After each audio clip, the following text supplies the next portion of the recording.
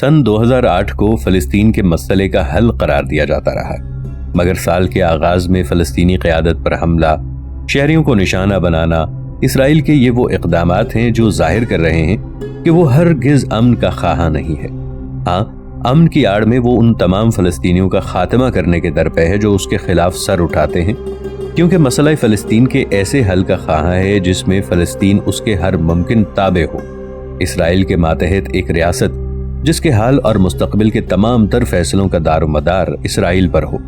Road map کو لے کر چلنے والا امریکہ اب خاموش تماشائی بنا ہوا ہے، بلکہ اسرائیل کے مظالم کو روکنے کی بجائے حماس کا ناطقہ بند کرانے کے عمل میں اسرائیل کے ساتھ پوری طرح شریک ہے۔ اسی طرح کونڈولیزا رائس امن عمل کی بات چیت کے لیے مشرق وسطیٰ پہنچی اور قاہرہ میں اسرائیلیوں کو مظلوم ثابت کرنے کے لیے پریس کانفرنس میں کہا کہ معصوم شہریوں کے خلاف راکٹ برسانے کا سلسلہ بند ہونا چاہیے۔ اس صورتحال کو اسرائیل کسی طور برداشت نہیں کر سکتا۔ دونوں ممالک کو روڈ میپ پر عمل کرنا چاہیے۔ رائس نے ایران پر حماس کو مسلح کرنے کا الزام بھی لگایا۔ اب بھی ایسے ہی الزامات ایران پر بھی لگائے جا رہے ہیں۔ امریکہ کو حماس کے راکٹ حملے تو گراں گزرتے ہیں، مگر ہر روز فلسطینیوں کا قتل عام بھول جاتا ہے۔ امریکہ کی نگاہ میں فلسطینیوں کا قتل عام خود انہی کی غلطیوں کا نتیجہ ہے۔ ایران پر حماس کی حمایت اور ساتھ دینے پر اسے تکلیف ہے، جبکہ اسرائیل کو امریکہ کی حمایت ہی نہیں بلکہ تمام یورپی طاقتوں کی حمایت حاصل ہے۔ غزہ کے بحران کا اعتراف تو عالمی امدادی ایجنسیاں بھی کر رہی ہیں۔ برطانیہ کی سرکردہ امدادی ایجنسی نے اپنی رپورٹ میں کہا کہ غزہ میں بدترین انسانی بحران چل رہا ہے جو کہ ان پر زبردستی ٹھونسا گیا ہے۔ آکسفیم، ایمنسٹی انٹرنیشنل اور سیو دی چلڈرن فنڈ جیسے بڑے اداروں کے مطابق اسرائیل فلسطینیوں کو اجتماعی سزا دے رہا ہے۔ علاقے کی معیشت تباہ حال ہو چکی ہے۔ 80% آبادی اقوام متحدہ کی امدادی خوراک پر گزارا کر رہی ہے۔ ورکر بے روزگار ہو چکے ہیں۔ صحت اور تعلیم روبہ زوال ہے۔ امدادی اداروں کا کہنا ہے کہ اسرائیل کی موجودہ پالیسیاں صرف شدت پسندی کو ہوا دے رہی ہیں۔ تباہ شدہ گھر، ایندھن، بجلی اور بنیادی سہولتوں کی عدم فراہمی، ہر روز کی جانوں کی شہادت، بلکتے بچے، بھوک اور غربت سے مرتی ہوئی جانیں۔ غزہ میں پہلے کیا جل رہا ہے؟ یہ قتل عام ہی تو ہے، تباہی و بربادی۔ یہودی قوم کس ہولوکاسٹ کی دھمکیاں دے رہی ہے؟ وہ تو پہلے ہی غزہ میں چل رہا ہے، یا وہ اس امر کی منتظر ہے کہ جب نام نہاد مذمت، بیانات اور قراردادوں کا سلسلہ بھی ختم ہو جائے، اسرائیل فلسطینی نسل کا ہی خاتمہ کر ڈالے اور پھر پورے تفاخر کے ساتھ بتائے کہ اس نے آزادی کے لیے آواز بلند کرنے والوں کا مستقل گلا گھونٹ دیا ہے۔ کسی بھی تحریک کو دبانے کے لیے اس کے رہنماؤں اور قائدوں کو نشانہ بنانا اسرائیل کے لیے عام سی بات ہو چکی ہے۔ اسی اصول پر عمل پیرا ہو کر تحریک کی طاقت کو کمزور کیا جاتا ہے۔ حزب اللہ کے اسپیشل آپریشن یونٹ کے سربراہ عماد مغنیہ کو شام کے دارالحکومت دمشق میں کار بم دھماکے میں ہلاک کر دیا گیا۔ عماد مغنیہ امریکی وزارت خارجہ اور یورپی خفیہ ایجنسیوں سمیت موساد کو بھی متعدد مقدمات میں مطلوب تھے۔ حزب اللہ نے عماد کے قتل کا ذمہ دار موساد کو ٹھہرایا۔ اسرائیل نے اس کی تردید کی، تاہم ان کے قتل پر اسرائیل کے سیاستدانوں نے خوشی کا اظہار بھی کیا۔ اسرائیلی وزیر اعظم کے ترجمان نے واقعے کی تردید کرتے ہوئے بتایا کہ ہمیں خبر کا علم نیوز چینلوں کے ذریعے ہوا ہے۔ ٹی وی چینلوں نے حزب اللہ کی طرف سے خطرے کے پیش نظر اسرائیلی سفارت خانوں کی سیکیورٹی فوری بڑھانے پر زور دیا۔ اسرائیلی خفیہ ایجنسی موساد کے سابق سربراہ نے عماد مغنیہ کی ہلاکت کو خفیہ انٹیلیجنس ایجنسیوں کی کامیابی قرار دیا۔ انہوں نے عماد کو اسامہ کے پائے کا دہشت گرد قرار دیا۔ اسرائیلی وزارت داخلہ واقعے سے لا علمی کا اظہار کر رہی ہے، جبکہ موساد اس امر کو ایجنسیوں کی کامیابی قرار دے رہی تھی۔ حزب اللہ ٹی وی چینل کے مطابق جہادی رہنما عماد مغنیہ 1985 میں امریکی طیارے کے ہائی جیکنگ کیس میں امریکہ کو انتہائی مطلوب تھے۔ عینی شاہدین کے مطابق کار پارکنگ میں کھڑی عماد کی کار کو دھماکے سے اڑا دیا گیا، تاہم اس بارے میں تفصیلات نہیں بتائی گئیں۔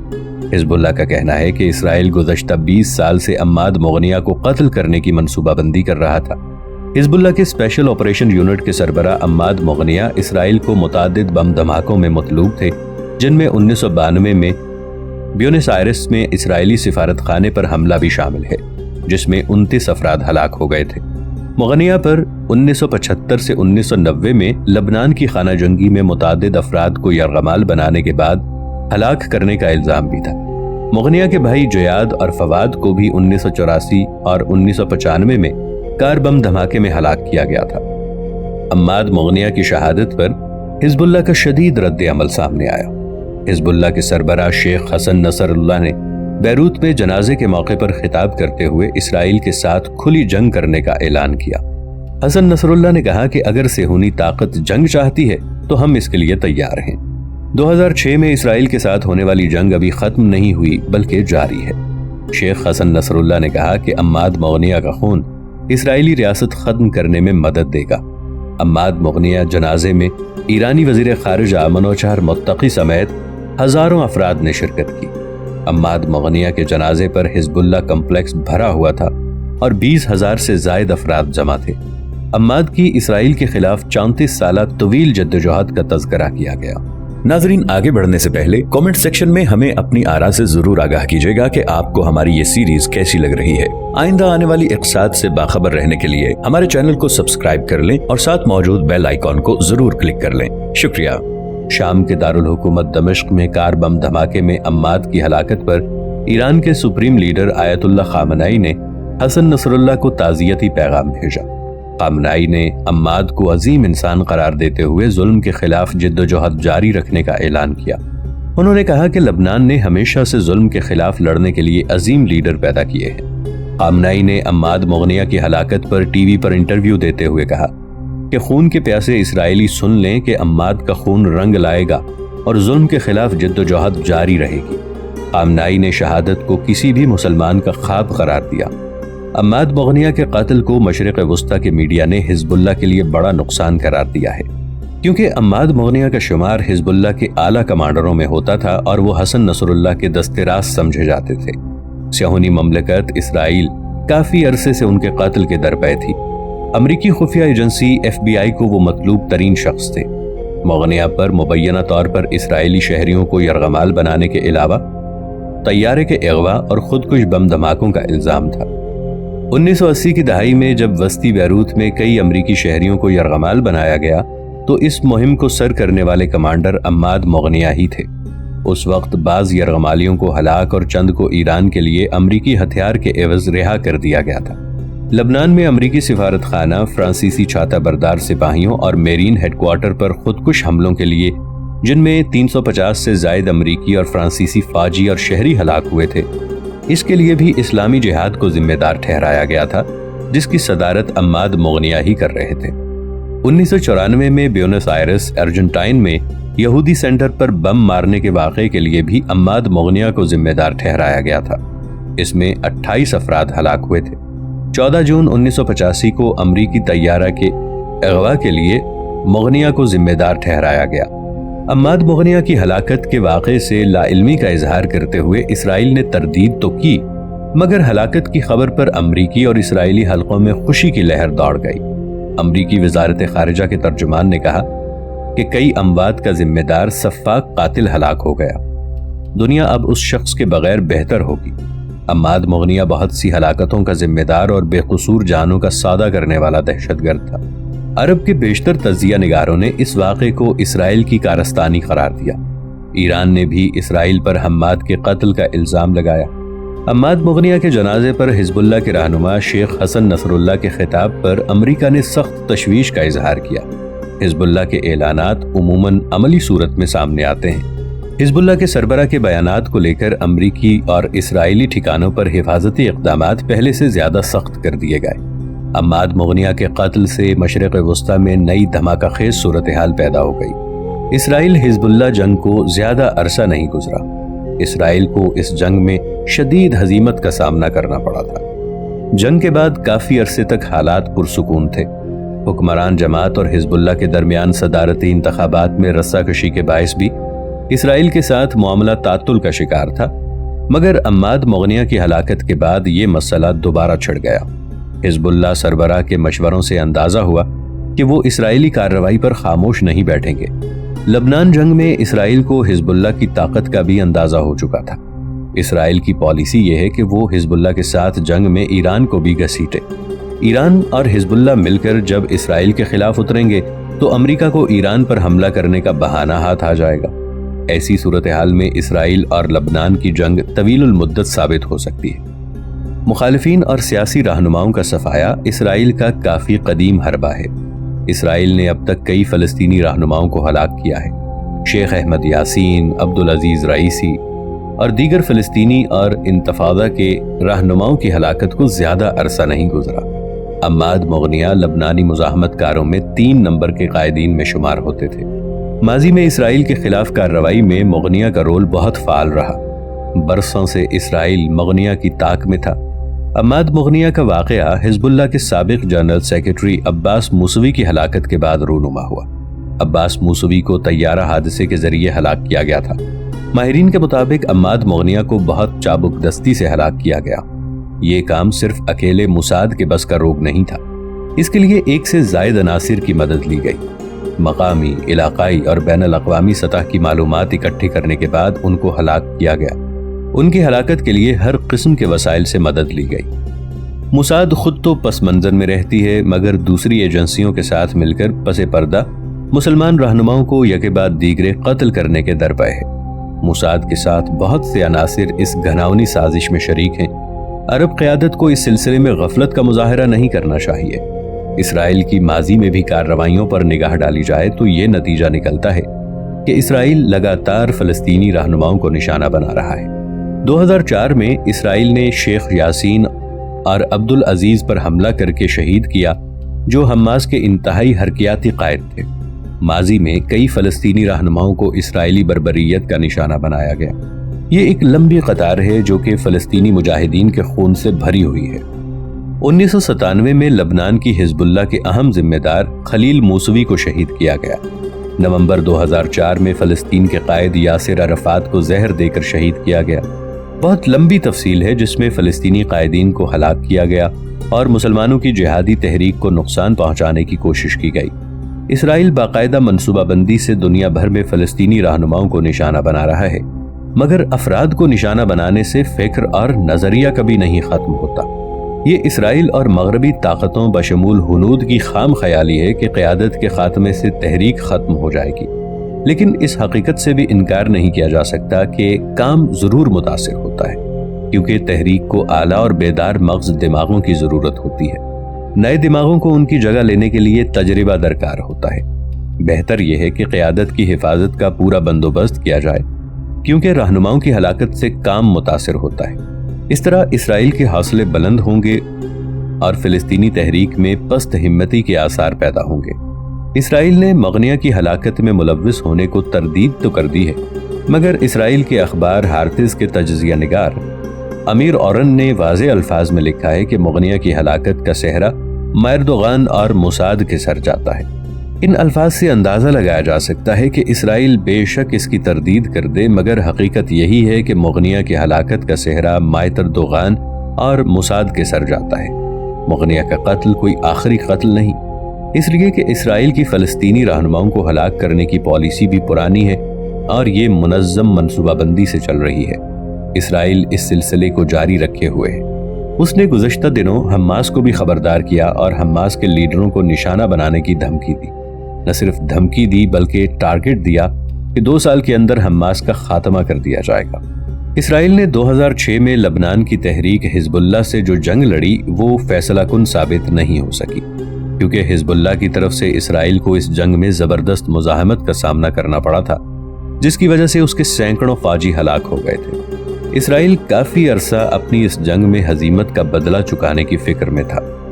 بالآخر اسرائیل کی خفیہ ایجنسی موساد نے امریکہ کی مدد سے حزب اللہ کے سب سے زیادہ مطلوب گوریلا کمانڈر عماد مغنیہ کو دمشق میں کار بم دھماکے میں شہید کر دیا۔ 42 سالہ عماد مغنیہ کے سر کی قیمت $25 ملین رکھی گئی تھی۔ وہ ہمیشہ حرکت میں رہتا تھا۔ کچھ لوگوں کا خیال تھا کہ اس نے اپنی شناخت چھپانے کے لیے پلاسٹک سرجری کروا رکھی تھی۔ وہ خطرات سے کھیلنے کا عادی سا ہو گیا تھا۔ منگل کی آخری شام کو اس نے ایرانی کلچرل سینٹر میں منعقدہ ایک پارٹی میں فروٹ جوس پیا تھا اور رات 10:30 پر وہاں سے اکیلا گھر روانہ ہوا۔ روانہ ہونے سے قبل اس نے اپنے میزبان ایرانی سفیر حجت الاسلام احمد موسوی کا الوداعی بوسہ لیا اور پھر وہ رات کے اندھیرے میں باہر نکل گیا۔ چند لمحوں کے بعد جب وہ گلی میں کھڑی اپنی سلور کلر میٹسوبشی پجارو گاڑی میں سیٹ پر بیٹھا تو اچانک ایک زوردار دھماکے سے کار تباہ ہو گئی اور وہ موقع پر ہی شہید ہو گئے۔ اسرائیلی انٹیلیجنس ذرائع کے مطابق کسی نے عماد مغنیہ کی سیٹ پر سر رکھنے والی جگہ کو انتہائی دھماکہ خیز بارود بھرے کور سے تبدیل کر دیا تھا۔ اسرائیلی عوام نے مغنیہ کی موت پر زبردست خوشی کا اظہار کیا تھا، لیکن اسرائیل کے وزیر اعظم نے مغنیہ کے قتل میں اسرائیل کے ملوث ہونے سے انکار کر دیا۔ مغنیہ جنوبی لبنان کے گاؤں میں ایک سبزی فروش کے گھر پیدا ہوئے تھے اور 17 سال کی عمر میں وہ یاسر عرفات کے ذاتی باڈی گارڈ کے دستے میں شامل ہو گئے تھے۔ 1982 میں جب فلسطین لبریشن آرگنائزیشن کو لبنان سے زبردستی باہر نکال دیا گیا تو مغنیہ لبنان میں ہی موجود رہے اور حزب اللہ میں شمولیت اختیار کر لی، جو 1985 میں اسرائیل کے قبضے کے نتیجے سے وجود میں آئی تھی۔ امریکہ اور اسرائیل مغنیہ کو بیروت میں امریکی سفارت خانے کی تباہی کا ذمہ دار گردانتے ہیں، جس میں 63 افراد ہلاک ہوئے تھے۔ اس کے علاوہ امریکی اور فرانسیسی فوجی بیرکوں پر حملہ جس میں 200 افراد ہلاک ہوئے تھے، اور اس میں بھی مغنیہ کو ملوث سمجھتے تھے۔ مغنیہ کو ہائی جیکنگ واقعے کے دوران ایک امریکی مسافر کو قتل کر کے رن وے پر پھینکنے میں بھی ملوث قرار دیا جاتا تھا۔ اسرائیل نے مغنیہ کو اپنا سب سے بڑا دشمن ٹارگٹ بنا لیا تھا جب 1992 میں بیونس آئرس میں اسرائیلی سفارت خانے پر بم کے حملے میں 29 افراد مارے گئے اور 1994 میں جیوش کمیونٹی سینٹر میں ہونے والے خودکش دھماکے میں 85 افراد ہلاک ہوئے۔ ان واقعات کے بعد مغنیہ نے روپوشی کی زندگی اختیار کر لی تھی۔ مغنیہ کی والدہ عماد نے اپنے گھر تعزیت کے لیے آنے والے افراد کو بتایا کہ اگر اس کے اور بھی بیٹے زندہ ہوتے تو ان کو بھی شہادت سے ہمکنار کراتی، جبکہ اس سے قبل مغنیہ کے 2 بھائی ایک کار بم دھماکے میں شہید ہو چکے تھے۔ اس نے کہا کہ اس کے پاس اپنے بیٹے مغنیہ کی کوئی تصویر بھی نہیں ہے کیونکہ وہ ابھی تمام تصاویر لے کر بچپن ہی سے جدا ہو کر روپوشی کی زندگی گزار رہا تھا۔ حزب اللہ نے اپنے لیڈر عماد مغنیہ کے قتل کا بدلہ اسرائیل سے لینے کا عہد کیا۔ حزب اللہ کی اس دھمکی سے خوفزدہ اسرائیل بھی دوسری مد مقابل جنگ کے منڈلاتے ہوئے سائے سامنے دیکھ کر اب اس کی تیاری کر رہا تھا۔ اسرائیل نے اپنی فوجوں کو ہائی الرٹ رہنے کا حکم دیتے ہوئے ان کی کثیر تعداد کو لبنان سے منسلک اپنی شمالی سرحدوں پر بھیج دیا۔ اسرائیل نے لبنان سے صرف 40 کلومیٹر دور حیفا کے قریب پیٹریوٹ اینٹی میزائل بیٹریاں نصب کر دی۔ اسرائیل نے حزب اللہ کے جوابی حملے کے خطرے کے پیش نظر دوسرے ممالک میں اپنے یہودی اداروں کے سٹاف کی سیکیورٹی سخت بڑھا دی۔ اسرائیل کی ٹرانسپورٹ منسٹری کے ترجمان اور سلمان نے بتایا کہ اسرائیل نے اپنے ملک میں داخل ہونے والی تمام فلائٹس کو ہدایت کر دی کہ وہ مسافروں کو لینڈنگ سے آدھ گھنٹہ قبل سیٹ بیلٹ باندھنے کا پابند کریں تاکہ جہاز میں موجود سیکیورٹی سٹاف مسافروں کو اچھی طرح چیک کر سکیں اور جہاز کو ہائی جیک کرنے کی کوشش کامیاب نہ ہونے دیں۔ حزب اللہ بھی پوری طرح الرٹ ہو چکی تھی۔ اسرائیل سے ملحقہ جنوبی لبنان میں ہزاروں حزب اللہ کے کارکن گھومتے ہوئے دیکھے جا سکتے تھے۔ اسرائیل سے 2006 کی جنگ لڑنے والے ایک حزب اللہ کمانڈر نے انٹرویو میں بتایا کہ ہم اسرائیل سے دوسری جنگ کے لیے تیار ہیں اور یہ جنگ ضرور ہو۔ اس کے ڈرائنگ روم کی دیواروں پر گزشتہ جنگ میں شہید ہونے والے حزب اللہ کمانڈروں اور حسن نصر اللہ کی تصاویر چسپاں نظر آ رہی تھی، جبکہ اس کے پاس موجود وائرلیس واکی ٹاکی پر ہونے والی حزب اللہ کے مجاہدین کی آپس میں بات چیت مسلسل سنی جا سکتی تھی۔ حزب اللہ کے کمانڈر نے کہا کہ اگلی جنگ میں حزب اللہ دفاع کی بجائے جارحانہ حکمت عملی اپناتے ہوئے یہ جنگ اسرائیل کے اندر لڑے گا۔ اس نے کہا کہ پچھلی جنگ میں انہوں نے اپنے ملک کا دفاع کیا تھا، لیکن اس دفعہ آپ ایک نئی طرح کی جنگ دیکھیں گے۔ جنوبی لبنان میں یونائٹڈ نیشن کے موجود 13,300 امن فوجی بھی خاموشی سے جنگ کی تیاریوں کو دیکھ رہے تھے۔ امن افواج کے سینئر افسر نے بتایا کہ اس وقت کوئی بھی فریق پیش قدمی نہیں کر رہا تھا، مگر حزب اللہ جنوبی لبنان میں انتہائی الرٹ دکھائی دے رہا تھا۔ اس نے کہا کہ علاقے میں سچویشن انتہائی خطرناک ہے اور کوئی معمولی سا واقعہ بھی اس کو نئی جنگ میں بدل سکتا ہے۔ حزب اللہ کے رہنما عماد مغنیہ کی اسرائیل کے ہاتھوں شہادت نے اسرائیل اور حزب اللہ کے درمیان پرانے جھگڑے کو نئے سرے سے زندہ کر دیا، کیونکہ حزب اللہ مغنیہ کو انتہائی قدر کی نگاہ سے دیکھتی تھی، جس نے کئی سالوں تک حزب اللہ کے ملٹری ونگ کی ٹریننگ کی اور اس کو مضبوط بنانے میں اہم کردار ادا کیا تھا۔ اس کے علاوہ مغنیہ عراق اور فلسطینی مجاہدین کی بھی ٹریننگ کرتا رہا تھا۔ حزب اللہ کا خیال ہے کہ مغنیہ کا اسرائیل کے ہاتھوں قتل اس بات کی نشاندہی کرتا ہے کہ اسرائیل نئی جنگ شروع کرنے سے قبل حزب اللہ کی قیادت کو ختم کرنا چاہتا ہے۔ حزب اللہ کے قائد حسن نصر اللہ نے کہا کہ حزب اللہ ضرورت سے زیادہ اسرائیل سے اگلی جنگ کے لیے تیار ہے، اور اگر اسرائیل لبنان میں داخل ہوا تو اس کو تباہ کر دیا جائے گا۔ انہوں نے کہا کہ ہم اسرائیلیوں کو شہروں میں قتل کریں گے، ہم اسرائیل کے ساتھ ایسی جنگ لڑیں گے جو اس نے کبھی نہیں دیکھی ہوگی۔